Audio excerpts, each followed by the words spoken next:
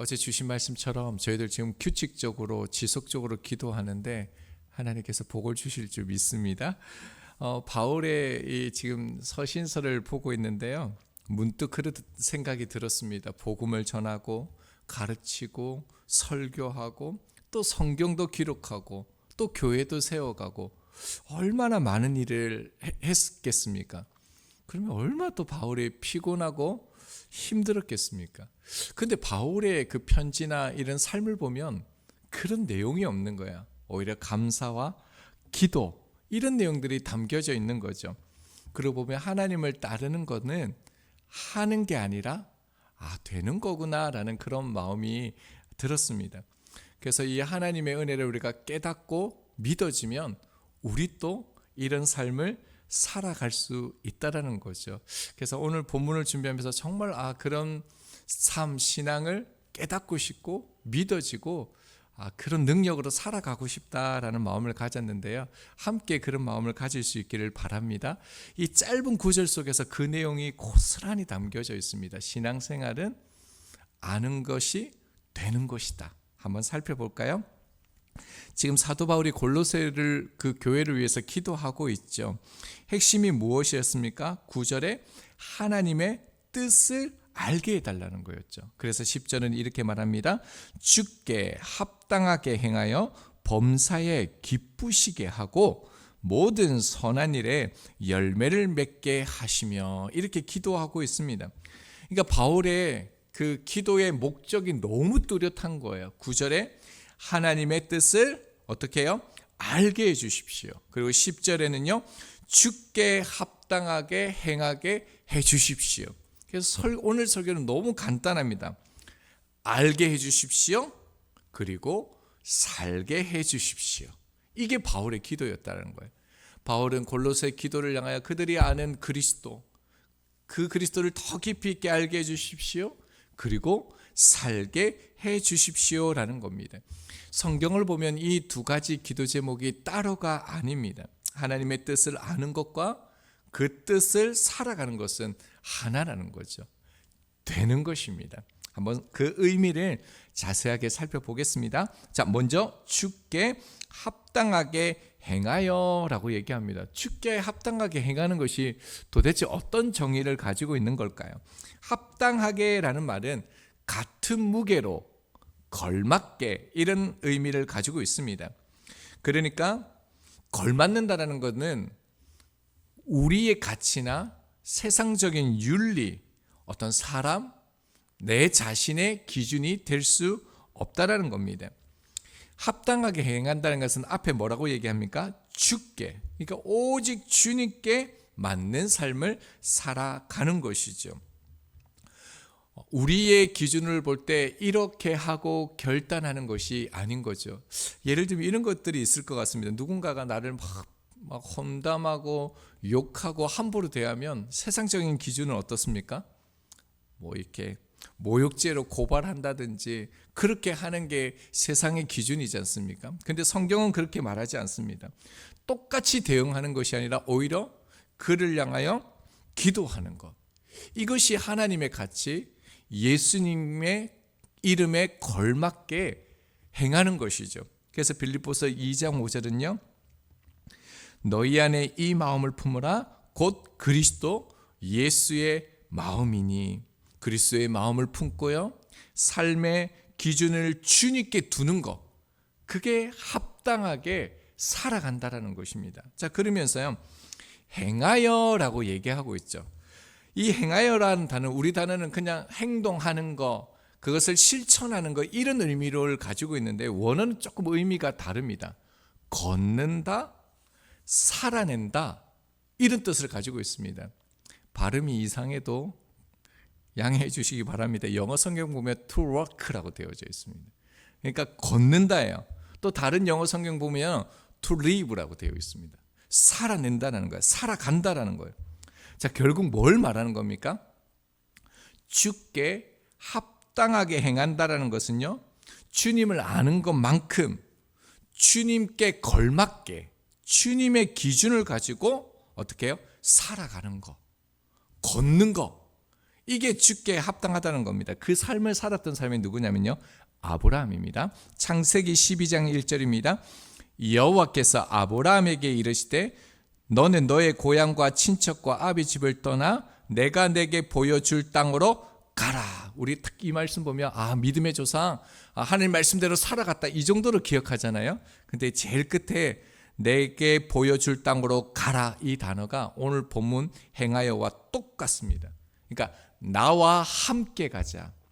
하나님께서 아브라함에게 우상이 가득한 그 세상의 가치와 세상의 방법이 가득한 그 갈대 우르를 떠나라, 이 말은 무엇입니까? 나와 함께 가자라는 거예요. 세상 방식이 아니라 하나님의 방식대로 함께 살아가자, 이 말인 거죠. 성도는 주님과 함께 걷는 법을 배우는 사람입니다. 또 대표적인 사람이 에녹이죠.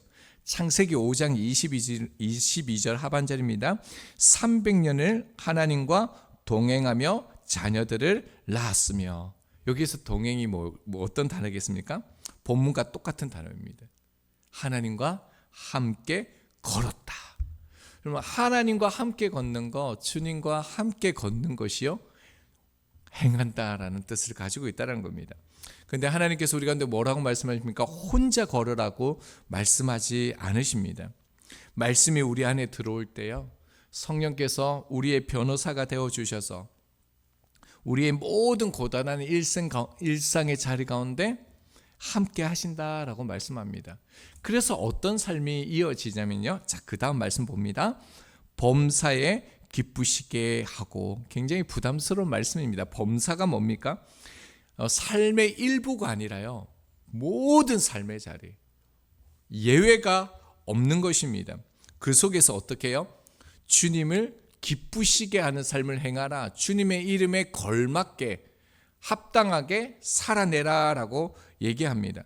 그리고 기쁘시게 하고라는 이 단어도요, 상대방을 기쁘게 하기 위해 마음을 미리 헤아리는 거예요. 우리가 좋아하는 사람, 사랑하는 사람을 위해서 선물을 미리 준비하잖아요. 이렇게 막 정성을 들여서 준비하는 것처럼 그런 마음을 가지고 우리의 모든 범사에 살아가라라고 말씀하는 겁니다. 자, 그런데 이거는 억지로 맞추는 게 아니에요. 성경이 이렇게 하라고 했으니까 우리가 그렇게 해야지, 이게 아니다라는 겁니다. 자, 그런데 이게 어떻게 가능합니까? 범사에 그 주님을 향하여 기쁘시게 하고 살아가는 그 삶이 어떻게 가능합니까? 결론부터 말하면요, 우리의 본성으로는 불가능합니다. 성경은 분명하게 육신이 있는 자들은 하나님을 기쁘게 할 수 없다라고 말씀합니다. 이 말은요, 우리의 열심이나 노력으로 범사에 죽게 합당한 삶을 살아갈 수 없다라는 것입니다. 자, 그러나 그리스도 예수 안에 있는 사람들은요, 육신 안에 있는 사람들이 아니죠. 그리스도 안에 있는 존재죠.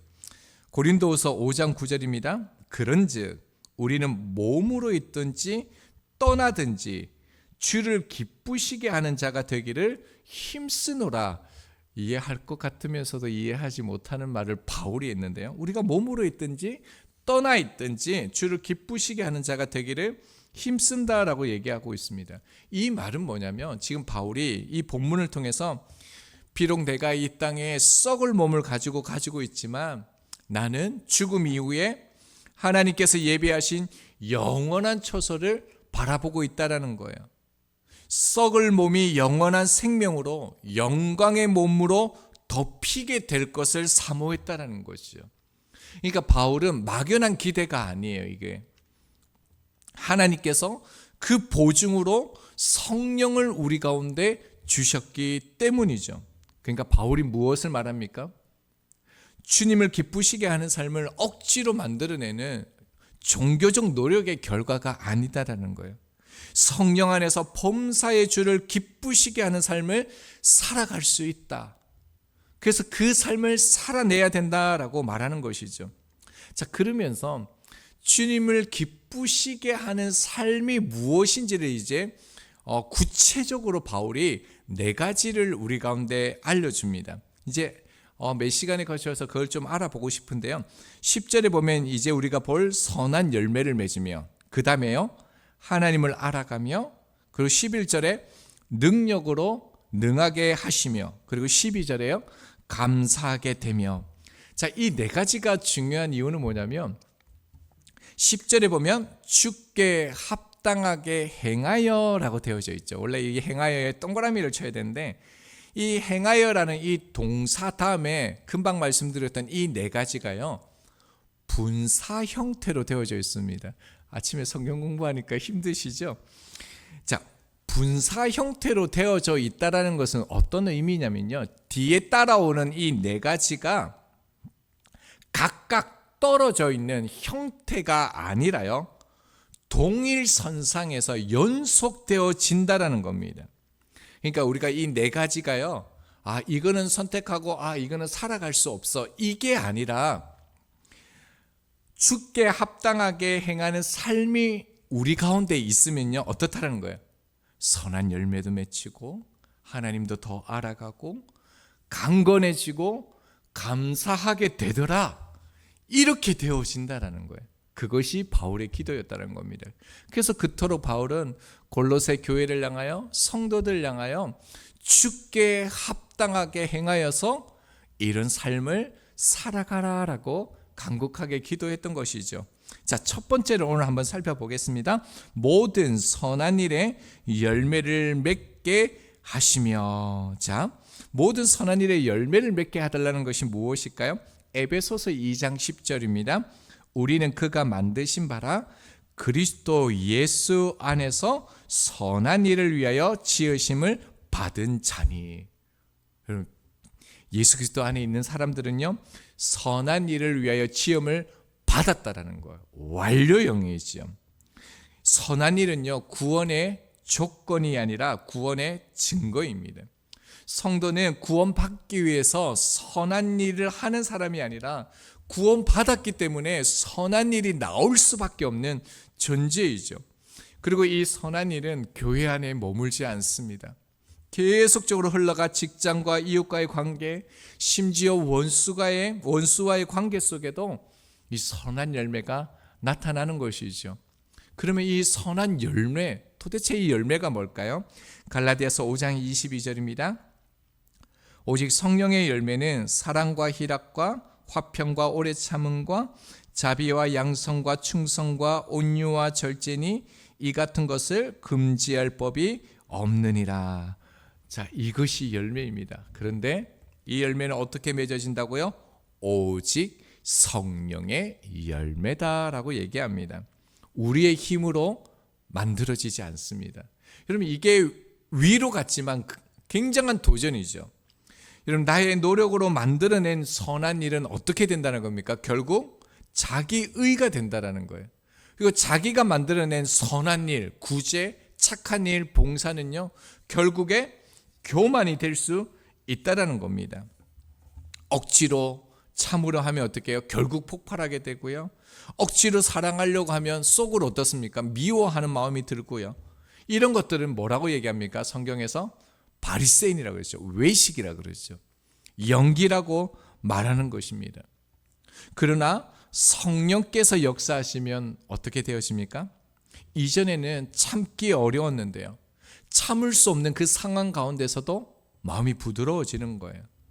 오히려 미워했던 사람이 불쌍히 여겨지는 거예요. 내가 애쓰지 않았는데도 그 사람을 돕고자 하는 마음이 우리 안에 일어나는 거죠. 이것이 무엇이라고요? 성령의 열매라는 겁니다. 마치 나무가 열매를 맺기 위해 애쓰지 않듯이요, 좋은 뿌리에 붙어 있기만 하면 때가 되면 열매가 맺는 것처럼 우리 또 주님 안에 거할 때 열매가 맺히는 것이죠. 그리고 이 사실을 믿는 사람은요 더 능정적으로 적극적으로 살아가게 되어집니다. 왜냐하면 그 결과를 억지로 만들어내지 않기 때문에 성령을 의지하며 주님과의 그 동행하는 삶에 집중하기 때문에 더욱더 어떻습니까? 주님을 사모하게 되어지고 의지하게 되어지는 그런 삶을 살아가게 됩니다. 이 말씀을 준비하면서 서목사님 말씀이 굉장히 많이 떠올랐는 거예요. 항상 기뻐하는 거, 주님을 바라보는 거, 주님을 의지하는 거, 그게 되어진다라고, 죄짓게 않게 된다고, 감사가 된다라고 그렇게 말씀하시잖아요. 근데 저도 어렴풋이 그 의미는 이해가 되는 거예요. 근데 그게 안 깨달아지니까 안 믿어지는 거죠. 근데 오늘 참 바울이 했던 이 말씀이 서목사님께서 늘 강조하시는 그 말씀이구나. 아는 것처럼 살아가게 되어지는, 그리스도 안에 있을 때 그것이 저절로 이루어지는 그것을 목사님은 이미 깨달으신 거죠. 그리고 믿으신 거죠. 그리고 그것을 선포하면서 실제로 살아가게 되는 것이죠. 여러분, 저희들도 이것을 더 깊이 있게 깨달았으면 좋겠습니다. 그래서 범사에 정말로 주께 합당하게 행하기 위해서 우리가 성령을 더 의지하고 주님께 더 붙들려서 주님과 동행하는 삶을 살아가면 우리가 아는 것이 살아내는 은혜가 우리 가운데 주어질 줄 믿습니다. 사순절 기간, 그래서 우리가 이렇게 좀 기도했으면 좋겠습니다. 주님을 더 알게 해주십시오. 주님을 더 보여주십시오. 그리고 주님의 이 말씀을 더 깨닫게 해주십시오. 지금 제 상황을, 문제를 하는 세상의 가치로 해석하지 아니하고 성령으로 제가 깨닫고 해석하게 해주십시오. 그리고 어떻게 해요? 주님처럼 살게 해주십시오. 자, 우리가 이렇게 기도할 때 열매는 자연스럽게 맺히게 될 것이, 맺히게 하실 것을 믿습니다. 물론 성령의 열매를 맺히는 그 과정, 시간이 필요합니다. 그러나 우리가 주님과 동행하는 삶을 우리가 집중하여서 기도하고 말씀 가운데 거하면 분명히 우리 안에서 선한 열매, 타인을 향한 사랑과 섬김과 용서는 분명히 더 깊어질 것입니다. 그리고 그런 모습이 나타날 때마다 우리는 내가 지금 주께 합당하게 살아가고 있구나, 하늘의 소망을 가지고 그 영원한 나라를 보며 살아가고 있구나, 이 고백이 나오게 될 것입니다. 이 기대함을 가지고 오늘 이 하루도 주님과 함께 걸으며 선한 열매로 기쁨이 가득한 하루 되시기를 축복합니다. 우리 10절, 우리 상반절 말씀 읽고 함께 기도하겠습니다.